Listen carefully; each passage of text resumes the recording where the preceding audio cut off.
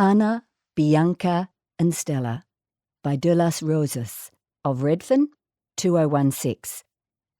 Narrated by Janine Penfold. Tentatively, she looked through the side of the blinds. It was sunny. Maybe that was a good omen. She pursed her lips with determination. "Okay, girl, you can do it." She exhaled sharply as she remembered the verse. She softly sang, "Go on, girl, you can do it. It's only life, there's nothing to it. It's just seeing through it from the inside." From the inside. She pondered over this. Within her, she felt in her 20s, with a head full of doubt, always the wavering. But inevitably, her dare would always manifest itself. "Okay, girl, swing those legs and get up," she told herself. She moved like a Houdini act and managed to slowly pull away from the sheet and blanket. The pain wasn't that bad. She sat up and swiveled to the side. She rocked herself to get momentum. She was afraid that her legs would give way. She quickly looked for her mobile. Yes, it was near in case she had to ring her daughter. As she rocked, she brushed away the fear of collapsing towards the floor. Once again, the song came to her. "Go on, girl, you can do it." She smiled. A moment later she was standing, and now, with mobile in her bathrobe pocket, she made her small shuffle towards the bathroom. In her tiny kitchen, she looked out her window towards the highest treetops to see whether there was any wind. She nodded. A good day for laundry.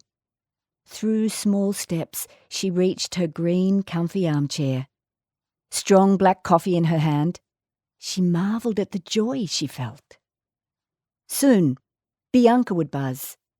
Bianca was her angel who washed the dishes, vacuumed, dusted, and spoke to her about her hometown in the old country. As Bianca described the narrow streets of Roma, she roamed across the beautiful Italian city again, walking freely and strongly. But soon their cup of tea was over. Bianca held her hand tight and looked at her in the eye as she said goodbye. She appreciated this.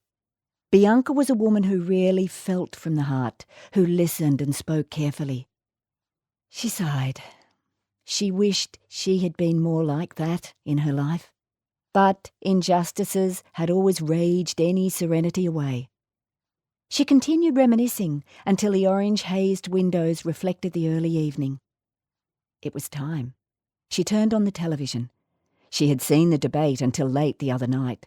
Today was the day where the New South Wales Parliament would pass or reject a precious piece of legislation. Bianca had helped her put on her favourite lavender dress. She was wearing her lucky colour. She turned on the national broadcaster and waited for any news. She must have dozed off. She shook her head, irritated.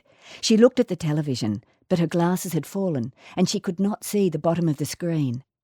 Finally, with glasses prodded firmly back on, alone in her flat, she cried out. She couldn't believe it. It passed. She grabbed her mobile and rang her daughter. "Sweetie, it passed! It passed!" "Yes, Mama, I saw." There was a pause as she knew that her daughter was torn. For years she had always said, "Mama, I don't know whether I could do it. I'm not strong like you." To which she'd reply, "Ah, sweetie, you had me as a mama and you put me in my place many times. You're a bull when you have to, piccola ragazza." Her daughter had always said, "But Mama, don't ask me to do this." But after today, it was different. She wouldn't have to ask. Her daughter broke the silence. "Mama, you know this law will take time." I know. "Anyways, Mama, the cancer is long gone." "Yes, Piccola, but this brings peace of mind." The next night, she celebrated with her friends. Stefan from Bulgaria, Winnie from Indonesia, her oldest friend Jack, and Bianca. Every fortnight they came to her little flat and they dined and wined. Life went on. She became a loving nonna, and life was sweet and hectic. 2 years later, the cancer returned. At first, she felt numb, but a month later, she made her decision. The most difficult part was telling her daughter. They cried and clung to each other for the longest time. So she wavered. She paused and tolerated every thudding pain, every sharp pain that shrilled every cell within her.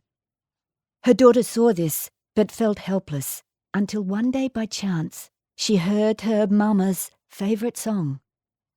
It's only life. There's nothing to it. She wiped her tears away and called her mama and whispered, "Sono pronto. Sono pronto. Me too, sweetie. I'm ready too." It was like she imagined it. There was delicious food, great wines and much laughter. There were her friends, her daughter and the little ones. There were flowers too, so lovely. One by one, they left. Her daughter stayed with Bianca, but only for a while. Bianca watched as her friend sang her favourite nursery rhyme to her daughter for the last time. Brilla, brilla, piccola Stella. Stella, my girl, when you see a twinkly star, think of me. Mother and daughter embraced for the last time. They traced each other's eyes, nose and lips like old times. Then Stella squeezed her hand and left. Bianca came to her bedside. She talked to her about her old Roma for the longest time, until quietly her friend Anna passed away. 5 years later, Bianca got ready to work, thinking of what Roma story she would use today for her new Italian client. But her brain clicked, her heart wavered, and she burst out crying. On the other side of town, Stella was grappling with her daughter who didn't want to go to the audition. She sat her down and she put on Marcia Hines' song. That night, Stella looked at the night sky and swore that she saw a twinkling star. Ciao, Mama. Ciao. The end. This story is also narrated in Spanish in this anthology.